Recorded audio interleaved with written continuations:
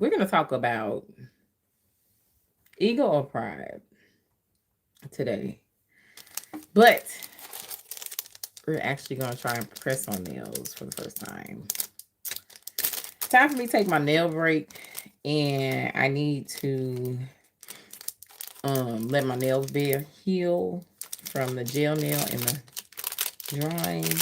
Now I'll still be going to get my feet done, of course, but I want to try press-ons. I haven't tried them in a long time, and all the girlies are talking about them, so I want to see what they are all about. I've already prepped my nails, and I thought this would be a good time for me to do my nails, because then I'll get them done and talk to you at the same time. This is my first time trying press on nails in a very long time.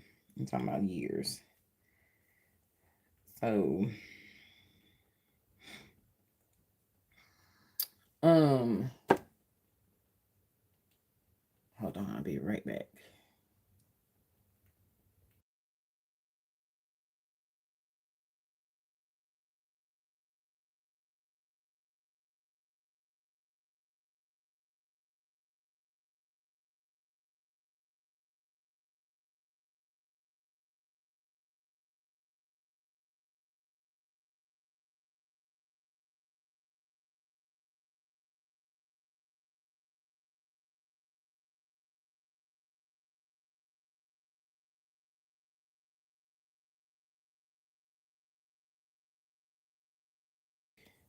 Okay, I'm back. So I had to get some scissors to cut. Now, the reason why I want to discuss this while I do my nails is because I had this thought today about, why we as Black Americans are not really working together as much as we should be. Now, this is not saying all of us are aligned and all of us should be working together, because I'll never believe that. But I'm around enough other cultures on a regular basis. I haven't did the press on nails before, so y'all, I'm gonna try the technique I was told to try, and that's what we're gonna do. I haven't been. That was way too much glue. Around. I've been around a lot of other cultures all my life, to be honest.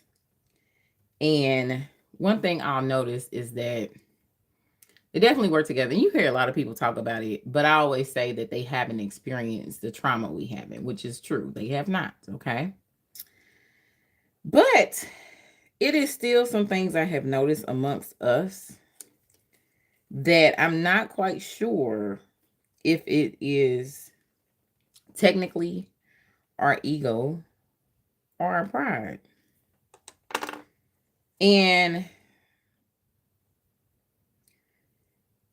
because it may be because we've been through so much that we don't want to, one, be seen as less than what we think we should be or something, whatever's in our mind or head, or we don't want to be seen with those that,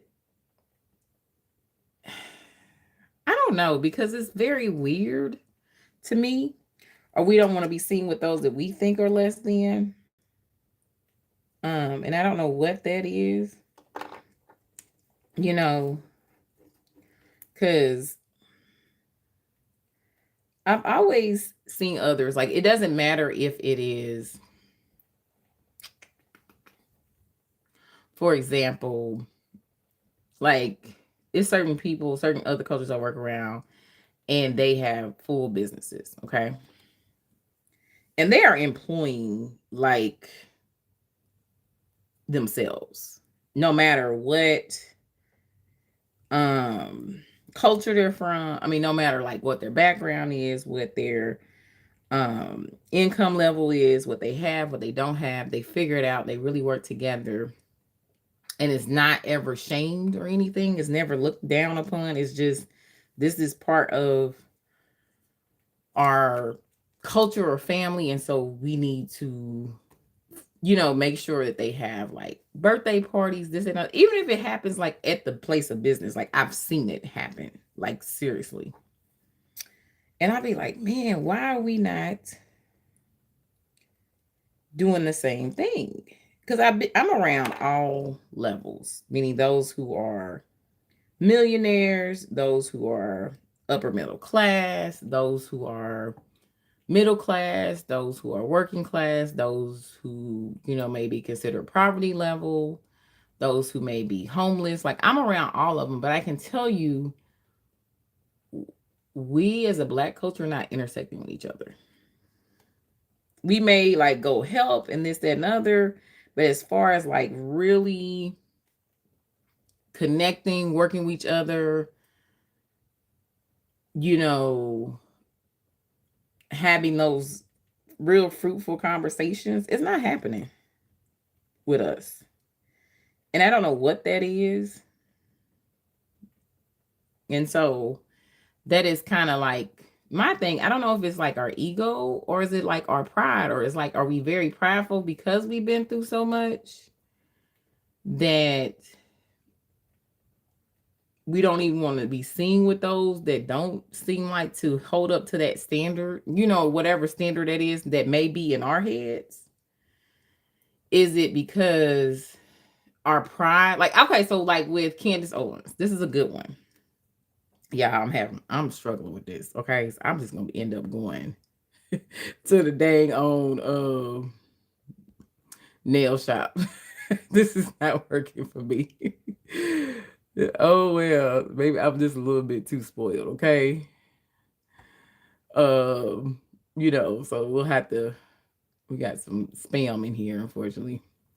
But Candace Owens. So like people who are like Candace Owens, because it's not just Candace Owens, but you have other people that are like her too. I've noticed, this is what I've gotten to the point of. I think sometimes what happens is, because you gotta think about the mental, emotional toll that happens on folks. And what happens once you've been in this, environment for so long, you'll get to a point where you just don't want to deal with, or understand that you are in, the structure that's like racism, poverty, those type of things. You get really tired of it. And so I think they're just at a point, they're like, okay, I don't want to hear this anymore. I don't want to understand this about us or our culture, even though deep down, they know it's the truth. So, you know what? I'm just going to join the culture that I feel like is winning. And honestly, when you think about it as a human being, you can't blame them, especially once they get to a certain point. They're just like, I don't really want to have to continue to hear or fight for this or feel like I'm part of whatever, is in their mind. So I can see how people really get to that and be like, this doesn't exist anymore, because they're tired of it. They're sick of it. They could drive a person crazy, to be honest. So I get that in a way. But I don't know because we know what we're dealing with. We know what the culture is. We know what the system is, especially, in America. We know what we're dealing with. We know we're dealing with a structure that is racially divided. It is capitalism. Then you got inequality. Then you got the classism. Then you have the racism. You got so many of the, just every single structure you can imagine that's in the world here in one place. Okay, so we're dealing with a lot. We already know what it is. Since we know what the culture is, how do we now just, begin to really work together? Okay, just really get past our ego or our pride and begin to like, okay, we're going to work together regardless of all this. And then what does that look like to begin to do it, right? Like that one, I'm gonna try to redo it. So I don't know what that may look like, what it may be like, but I think we have to start addressing our ego and pride. Because I'm not a person that like immediately tells people what I've done, what I'm doing, and so forth and that. But what I have noticed, especially in America, because America is very much a capitalistic society, once they realize it, then they start treating me different. And I don't like that. I want to see how you treat a person, whether you know what they're doing or not, no matter what. And so I'm a person that don't even tell people what I do. I just be like, my name is Ronique. How you doing? And most of the time I'll just say I'm a business consultant. I don't say nothing else. Um, and leave it at that. And then I want to see how a person treats me from there. And I have noticed like their demeanor, their actions change. Their like once they realize, oh, this person may have done this or this person's doing that, it's a whole different level instead of them just treating me with decency because I'm a human being. But I know that has a lot to do with capitalism and us growing up in America too. And so it's a lot of social programming there that has already put people in America against each other anyway. But other cultures are, I'm telling y'all, at all levels, they're sticking together. You know, even if they're frustrated, even if they're like, oh my God, like this is just horrible, etc., they are working together, guys. Um, and we are just, and I mean, they're getting burned. It's not like they're not going through the things we're going through. It's not like they're not experiencing all the things we talk about on social. Now, one thing that we still haven't figured out is that our energy is used against us. Um, so it's like we have not figured that out. So all the time, our algorithm, and then when people are complaining and they're not feeling, you know, they're dealing with whatever they're dealing with in life, especially if they're, it's going to go to the front of the algorithm, and the negativity of whatever somebody's putting out there about whatever they're dealing with is going to go to the front of the algorithm. We haven't quite figured that out as a culture, that they're using us, like in our people that are frustrated, because every culture has people that are going through things. They have every culture has people who are poor, who are on drugs, who are being cheated on by their husbands, who are being beaten, incest. I mean, like all the things. The thing about it with us is that anything negative about us is always pushed to the forefront. Their stuff is more hidden. So that's really the biggest difference. So even in some people's minds I talk to that are Black American, or even other, you know, Black melanated folks, they're like, oh, we're the only ones that have this. We're the only ones dealing with this. I'm like, we are not. Ours is just pushed to the front of the algorithm. I'm like, do you talk to other people in real life? Have you really had the conversations with them? Because, honey, do I feel optimistic or pessimistic about America? I feel like America is America. I just feel like it is what it is. I don't feel one way or the other. I don't think America ever was created to be like a country. I think it was created for extraction.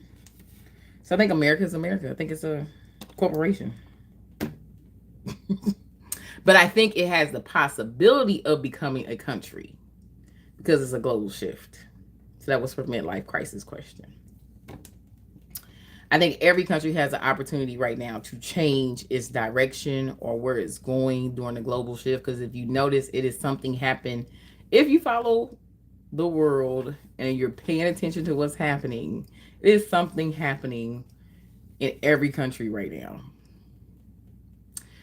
America has the most to deal with because it's one of the youngest countries. So it has not dealt with anything, to where some countries have figured out some of their basics, like, you know, infrastructure, transportation, food, healthcare. America hasn't really figured out any of the basics yet. So it has the most, honestly, to deal with than probably most countries. You know, I'm talking about countries that are modern countries. We're not talking about the countries that have not modernized and stuff. I'm talking about countries that are modern, that have, you know, healthcare, all those things. So a lot of times what America will do is compare itself to countries that are not even developed, which is, I mean, it's very smart to make you think like, you know, but they never compare themselves to other developed countries, because, honey, y'all would definitely lose it. So I get the whole point of branding and not showing y'all what really other countries have. Americans would lose it. Me knowing Americans, it would be a done deal. Probably, like if they really knew what other countries are getting, and we're missing out on, and we're paying all these taxes. But hopefully that answers your question. But I do believe this is really a time for whatever like major thing we're dealing with, whatever thing that country really needs to come to, and even people. This is a time where it's such a major shift happening right now. In the next, we're in 2025, so the next 5 years, that people are really going to be able to shift their lives. The countries are going to be able to shift for the next few decades. Is just going to be a major shift. And I think America is so polarized, and people have been taught to be so hyper individualistic in America. And plus, people have been desensitized to human life. You have those three core things that are working against America's shift right now. So that's a lot for the average person to work through. I'm just gonna be real with you. Most people have a hard time even dealing with their own trauma. And now you're saying, okay, now you got to deal with the global shift. You got to deal with this turning over, currency changing, housing changing, all these things changing, and also restructure the country for all the citizens. That's a lot. That's a lot. You know what I mean? For a place that has socially programmed its citizens to not respect human life. So, and when I say that, not to say a lot of people don't, but a lot of people don't at this point, because if you think about it, we've had an extremely high number of school shootings this year. We don't even look at nothing else. Let's just look at the school shootings. That means our kids are going to school and getting shot. And for us to not be like, guns need to be banned, that means we have been desensitized to human life. Most developed countries are not even playing that game. So they're not having school shootings or even like allowing citizens to continue to have guns after, these are our kids we're talking about at this point. So I just wonder, what do you think it is? Do you think it's ego or pride? Like, which one do you think it is? I just wanted to know what your thoughts are. Let me keep trying to work on this because I done messed one up, and I'm hoping I can save myself and figure it out. But who knows? We shall see. I will talk to you later.